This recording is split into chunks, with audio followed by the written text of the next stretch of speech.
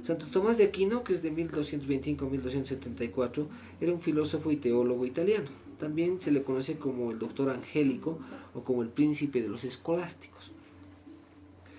Es la figura más importante de esa disciplina filosófica que se llama la escolástica. Digamos que la habría fundado, pero no es que la haya fundado, sino que a lo que él hace se le llama escolástica. Y eso gracias a sus obras que lo llevaron a ser uno de los teólogos más sobresalientes del catolicismo. En aquella época, la metafísica era considerada la reina de las ciencias. O sea, lo que había dicho Aristóteles no se discutía. Aristóteles era Aristóteles. Aristóteles no se había podido equivocar. Y con base al neoplatonismo tardío, o sea, con base a las ideas de Platón, este sujeto se va a proponer reconocer al verdadero ser. O sea, lo que quiere Santo Tomás es reconocer al verdadero ser. Y a Dios quiere reconocerlo a partir de la razón pura. O sea, poder razonarlo y pensar qué es Dios, quién es Dios. O sea, pensar en esa estructura. Este problema es grande porque tiene que discernir cuál es la relación entre el conocimiento sobrenatural del hombre, alcanzado por revelación, y el conocimiento natural, logrado a través del intelecto o de los sentidos, porque tenemos un conocimiento natural de las cosas, pero el conocimiento sobrenatural, ¿cómo se alcanzaría? Es su pregunta. Entonces, los temas centrales de la metafísica medieval, a raíz de Aristóteles, son la diferencia entre el ser terrenal y el ser celestial. Él quiere diferenciarlos. Entonces, va a utilizar para ello la doctrina de los trascendentes y las pruebas de la existencia de Dios. Para Santo Tomás, Dios es el fundamento absoluto del mundo y no se puede dudar de su existencia. Para Santo Tomás, se discute si Dios ha creado el mundo de la nada, si hay creación ex nihilo, y si es posible acceder a su conocimiento a través de la razón o solo a través de la fe. De repente solo se puede acceder a través de la fe, pero él se pregunta si se puede acceder a través de la razón. Entonces, Santo Tomás, que es ordenado sacerdote en 1250 y es profesor de la Universidad de París, presenta su primera obra importante que se llama Scriptum super quartum libris sempertarum magistri Petri Lombardi, una obra súper influyente relacionada con los sacramentos de la Iglesia. Entre otras obras de importancia tenemos Suma Teológica, escritos políticos, escritos catequísticos, el Ave María y el sentido de la historia. En 1256 se va a obtener un doctorado en teología. Más tarde va a entrar en controversia con Averroes, que era un filósofo islámico. Averroes, apoyado en las obras de Aristóteles, que estaban ya traducidas al latín por suerte, van a devolver la confianza en el conocimiento empírico y se va a producir se va a formar una escuela, esa escuela se llaman los averroístas, que le dan mucha importancia al conocimiento empírico. Y estos afirmaban que la filosofía era independiente de la revelación. Como todo era empírico, no dependía de una revelación divina, sino que dependía de los sentidos, dependía de algo. Se dan cuenta que esa es la base epistemológica del positivismo, tener algo de que te muestren los sentidos, algo que sea verificable, comprobable, medible. Estos son los averroístas. Entonces Santo Tomás, que se mete con los averroístas, va a publicar su opinión ya madura, que se llama de Unitate Intellectus contra Averroístas, o sea, la unidad del intelecto contra los averroístas. Se va a enojar, se va a pelear con los averroístas y va a empezar a atacarlos. Y esa obra va a invertir la corriente de opinión que era favorable. Hasta esa época se entendía que los sentidos pues te dan. Pero Santo Tomás va a censurar a los averroístas, los va a censurar de la Iglesia. No pueden decir que eso no depende de la fe, eso no depende de que alguien lo haya creado. No pueden decir, los censura. Va a entrar en polémica Santo Tomás, y esa polémica va a producir un desarrollo del pensamiento. Hasta esa época el desarrollo del pensamiento estaba dominado por San Agustín, pero esta pelea con los averroístas va a producir un movimiento del pensamiento.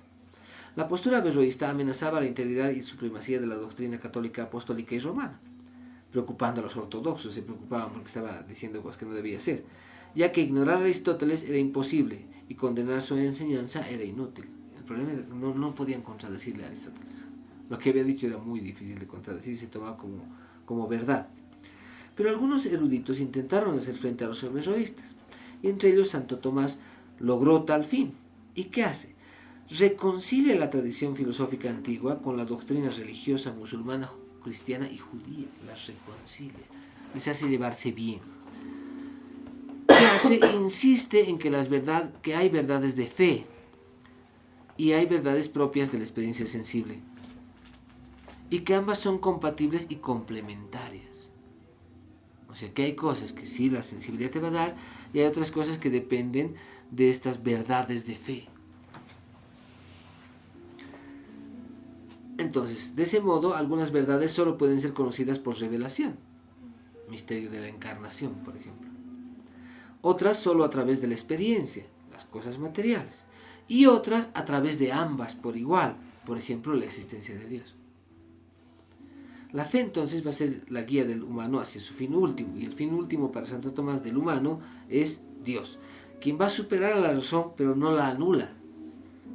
O sea, Dios debe estar por encima de la razón, pero no porque esté por encima de la razón anula a la razón.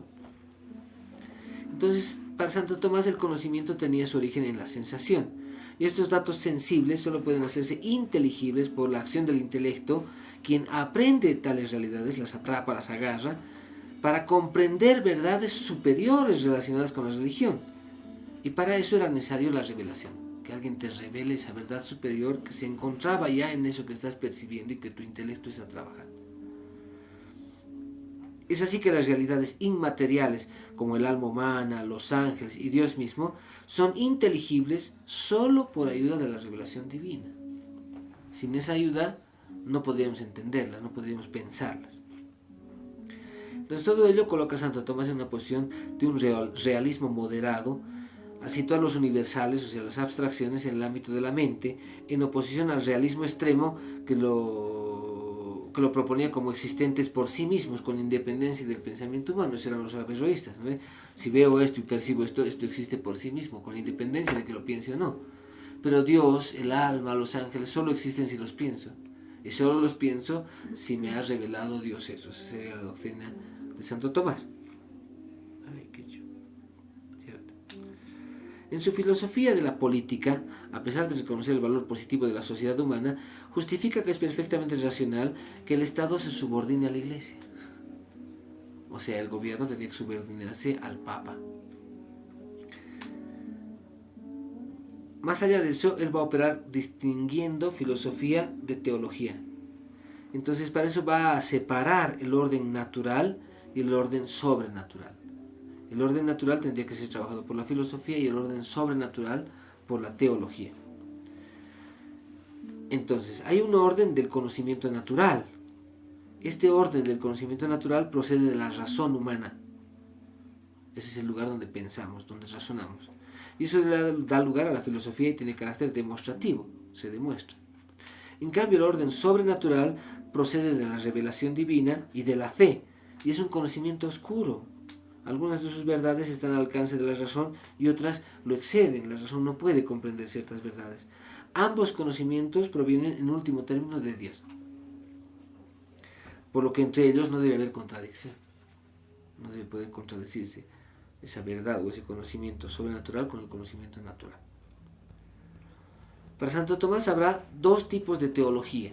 Una teología natural, también la llama racional, que va a llegar a Dios utilizando la capacidad legada a la naturaleza humana, o sea, va a llegar a Dios a través de la razón.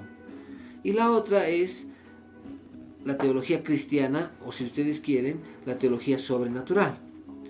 Y su fundamento está en que es la fe. También usa la razón para conseguir un orden científico y como arma dialéctica, pero su doctrina es la fe. El problema entonces con el que se encuentra Santo Tomás es demostrar que Dios existe. Ya tengo estructurada la razón, ya sé que hay una doctrina sobrenatural, una doctrina natural, ya sé que hay un orden del conocimiento natural, ya sé que hay un orden del conocimiento sobrenatural. ¿Cómo demuestro la existencia de Dios? Para demostrar la existencia de Dios les voy a proponer 5 vías. Les voy a leer a Santo Tomás a la letra y voy a ver si digieren. Si no digieren, voy a traducir.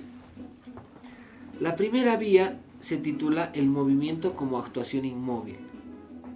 Dice Santo Tomás: la primera y más clara es la que se deduce del movimiento, pues es cierto que en este mundo hay movimiento, y todo lo que se mueve es movido por otro.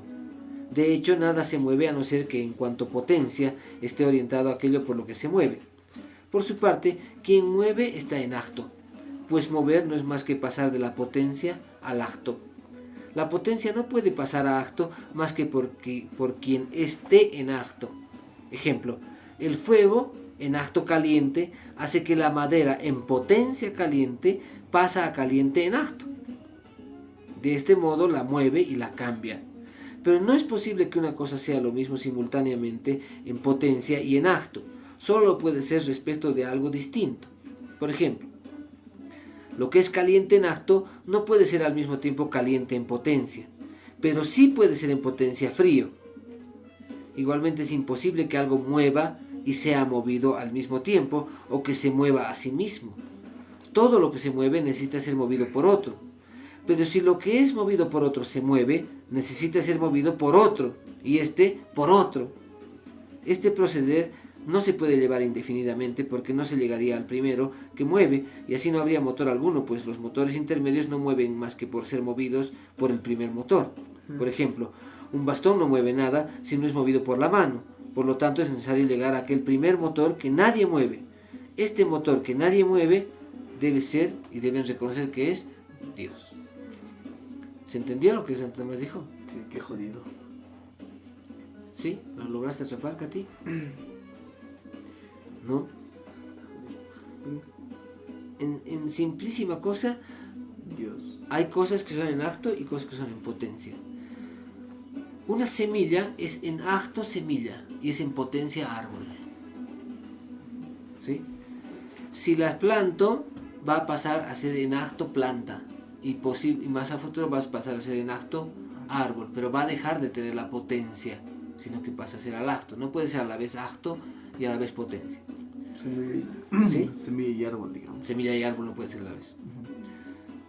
Entonces, si yo hago un acto, voy a hablar diferente. Si la potencia es una fuerza, para moverle a ella necesito yo cierta potencia y ella en potencia es movible. Cuando la muevo, ella en acto está siendo movida y yo estoy haciendo el acto de moverla, ¿ok? ¿Y quién mueve mi mano? ¿O qué mueve mi mano? Algo. Debe haber algo que mueva mi mano. Y a ese algo que hace que mueva mi mano, ¿qué le mueve? Algo. ¿Y a ese algo? Algo. ¿Y a ese algo? Algo. Y ese infinitamente. Entonces no podemos seguir así. Tenemos que pensar que los intermedios no se mueven más que por ser movidos por el primero. Si el primero mueve, todos los intermedios se mueven hasta que ella se mueve, ¿sí? Y el primero entonces debe ser, dice, necesariamente ese primer motor que nadie mueve, ese primer motor que está inmóvil, debe ser Dios, por ser el primero. ¿Sí? Él debe tener ese lugar de... Ay, carajo, ¿qué pasa contigo? Así demuestra una primera vía, la vía de el movimiento como actuación inmóvil. Ustedes lo pueden ver, por ejemplo, en un pequeñito. Un niño que ve un chocolate en la vitrina, va a verlo al chocolate. El chocolate no se mueve, pero mueve al niño. ¿Parece tonto? ¿Le sirve de algo el ejemplo? Sí. ¿De qué? De que somos pensados. ¿Y en psicoanálisis de qué le sirve? De la falta que se desea. Que la falta te hace desear. ¿Cuál es el motor inmóvil en psicoanálisis? La falta es el motor inmóvil. Tendría que ser para que empuje y el otro le haga falta y el otro le haga falta y llegas. Su misma presencia mueve al otro, sí, pero no se moviliza. El gran otro no, Sería, después. Entonces la falta sería el número 1. No, están asumiendo que es la falta y la falta no es si no es creada por alguien. ¿El deseo podría ser? Es lo mismo que la falta casi, porque la falta se necesita para que haya deseo. Ya tienes la cadenita, no sé qué fuerza motriz que me hace mover la mano que la empuja. Tienes dos partes, dos intermedios. ¿Cuál es el original? El original es el gran otro. El gran otro nos mueve, Dios nos mueve, podríamos decir. La ley. Podríamos decir que Dios nos mueve. Nosotros, para no entrar en esos temas religiosos, diríamos, ello nos mueve. Y este mundo nos mueve, a ver. ¿Qué haces si estuvieras en la chiquitanía con incendio? Ni modo que dices, no, a mí el mundo no me mueve. me voy a quedar aquí a quemarme, ¿no? O sea, te vas a mover.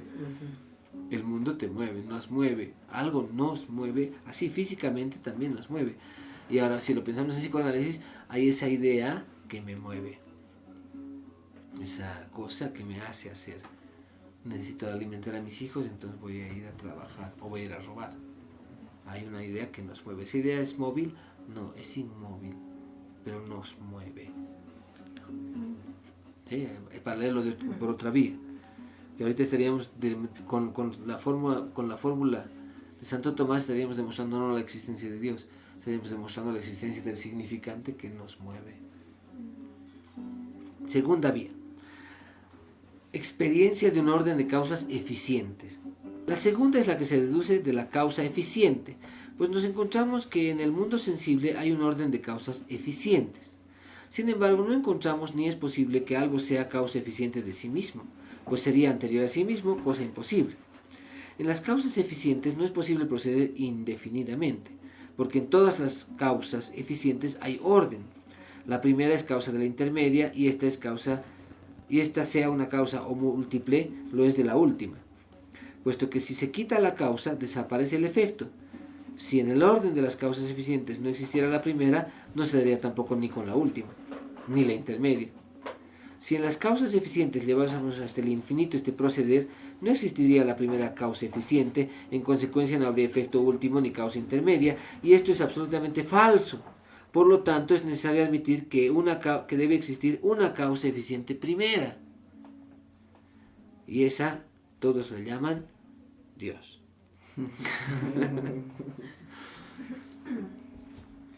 ¿Se entendió? ¿Sí? Solo habría que reemplazar a Dios por significante. Sí, y en este caso habría que reemplazar a Dios por causa. ¿Cuál es la causa de la causa? Si buscáramos una... Fíjense lo tonto que es buscar causas. Y a nosotros nos enseñan a través de una paradoja en la carrera. Si tiras una bolita de billar, así, agarras tu bolita, tic, esa bola corre, le da a la otra y la otra entra en la buchaca. ¿Cuál ha sido la causa de que esa bola entre en la buchaca?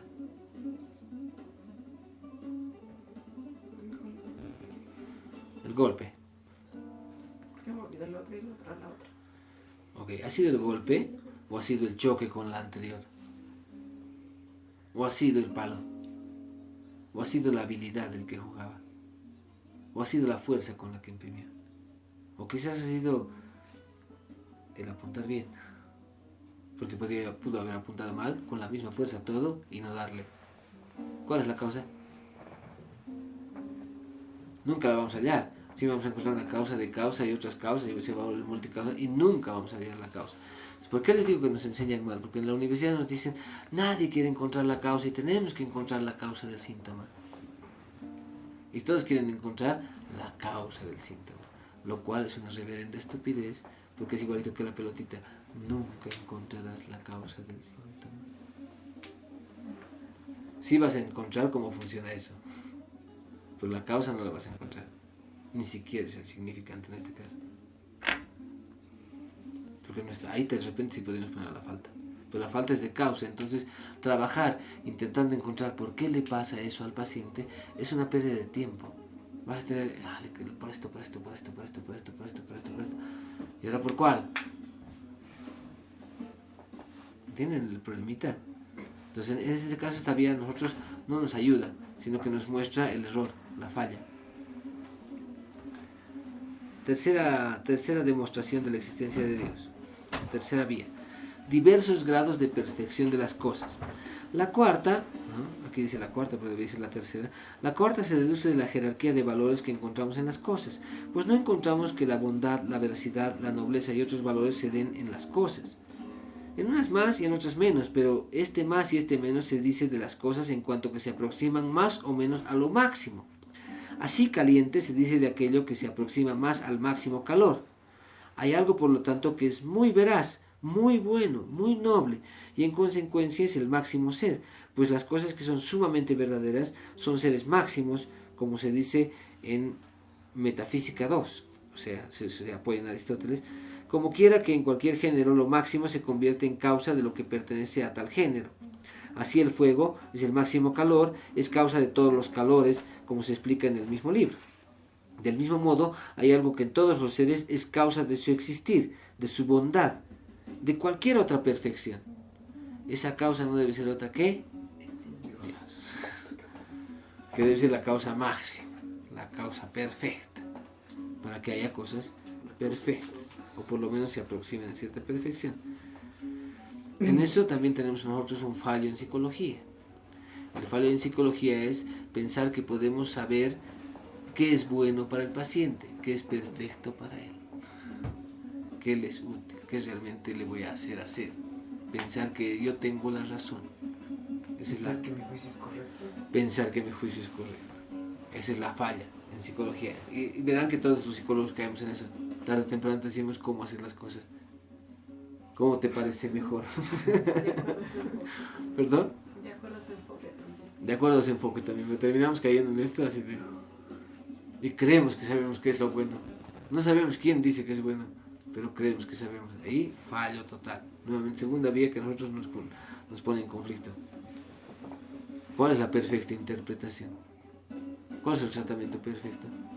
Incluso entre psicoanalistas jodido, porque ¿cómo me diríamos que no está haciendo una buena terapia? Claro. Jodido. ¿Cómo medimos eso? ¿Cómo sabes que un psicólogo está haciendo bien su trabajo? Puede ser que esté haciendo bien su trabajo, pero está haciendo bien al paciente ahí no va a ser. Esta vía se deduce a partir del ordenamiento de las cosas, pues vemos que hay cosas que no tienen conocimiento, como son los cuerpos naturales, y que obran por un fin. Esto se puede comprobar observando como siempre o a menudo obran igual para conseguir lo mejor, de donde se deduce que para alcanzar su objetivo no obran al azar, sino intencionadamente. Las cosas que no tienen conocimiento no tienden al fin sin ser dirigidas por alguien con conocimiento e inteligencia, como la flecha por el arquero. Por lo tanto, hay alguien inteligente por el que todas las cosas son dirigidas. Si alguien inteligente por el que todas las cosas son dirigidas, le llamamos Dios. Sí. Nosotros pensaríamos que hay no alguien inteligente, sino que ya hay un pensamiento que dirige todas las cosas. Pues les digo, el pensamiento no está en el cerebro, sino que ello piensa, eso ya está ahí. Ese pensamiento dirige todas las cosas. No puedo decir que sea alguien. En el caso de los pacientes, si tú vas por la vía de alguien dirige eso, puedes empezar a pensar, claro, es su papá el que le ha dirigido así. Claro, es su mamá la que le hizo tal cosa. Claro, es su perrito el que lo quería mucho y se ha muerto. Si vas por la vía contraria y asumimos que solo es un pensamiento y no es alguien, entonces habrá que encontrar qué pensamiento produce ese acto. Hay un pensamiento que produce ese acto. Y ese pensamiento tal vez no viene de la persona, tal vez viene de los demás. ¿Y podría haber algún pensamiento que produce otro pensamiento? Claro, como recuerdo. Sí. Claro. Y estaríamos quedando otra vez en el principio, en el número 1. Sí, estaríamos quedando, digamos, en el número 1, pero esa es la vía que a nosotros nos conviene pensar. Es decir, de dónde está viniendo ese pensamiento que nos empuja y no de quién está viniendo. Es una diferencia que a nosotros nos orienta un cachín. Bueno, entonces Santo Tomás defiende la posibilidad del conocimiento de Dios. Se evita mucho aproximarse al ser de Dios por el peligro de antropomorfización, volver a alguien de cuerpo y de carne y hueso. Y evita también separar radicalmente a Dios del mundo, pues si se lo separa completamente, se lo diferencia, se negaría la posibilidad de su conocimiento racional, no se podría conocer a Dios. Entonces, para evitar esos dos escollos, va a utilizar varios recursos. Uno es la afirmación, y afirma de Dios solo propiedades puras que no traigan consigo imperfección. También utiliza la negación, y niega de Dios todas las propiedades de las criaturas que implican imperfección. Y también utiliza la eminencia, que implica que Dios posee de forma infinita las perfecciones que encontramos en la naturaleza. Y utiliza por último la analogía, que implica que las palabras para pensar a Dios tienen un significado analógico, es decir, una relación de semejanza, en parte igual y en parte distinto. El constitutivo formal o atributo fundamental de Dios, lo que le constituye, es el mismo ser subsistente. En él, en Dios, la esencia se identifica con la existencia. Lo esencial de Dios es que sea existente. Y que no solo sea existente, sino que subsista, sea eterno.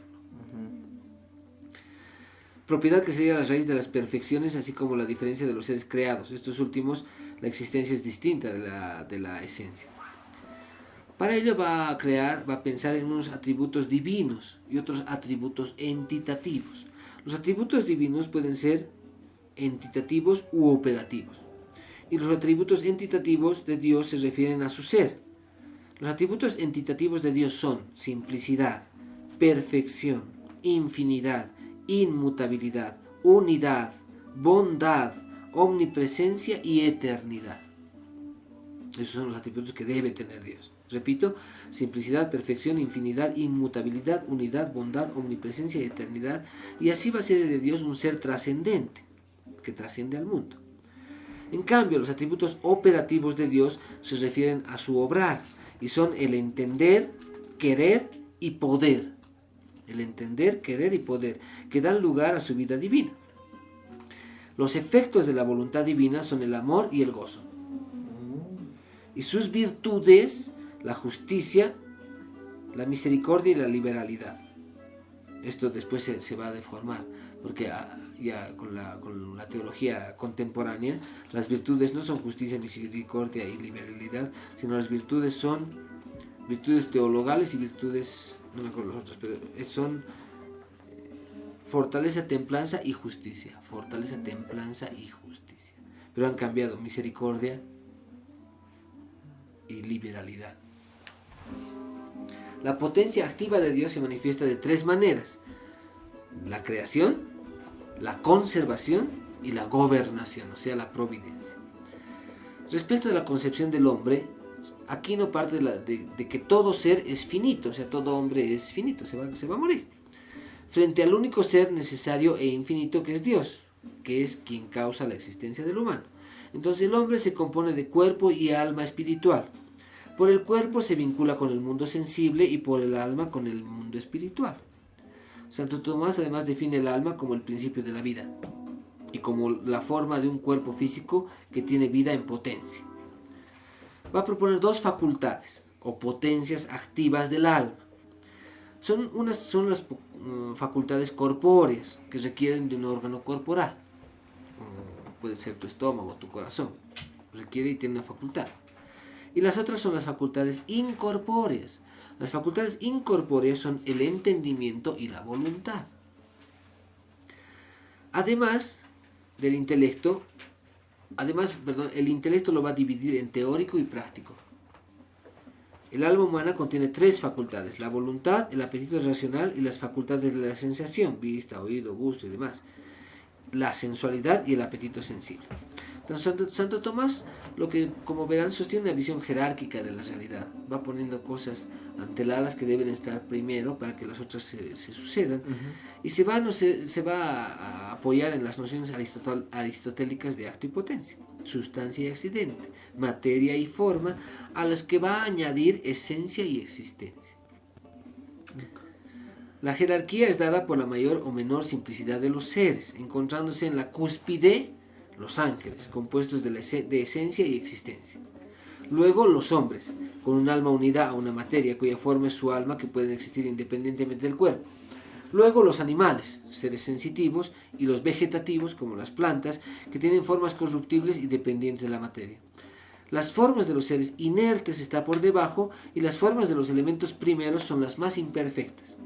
En un grado inferior están las formas accidentales, que necesitan de las sustancias para existir, y la absoluta potencialidad de la materia prima, que es la pura capacidad de ser.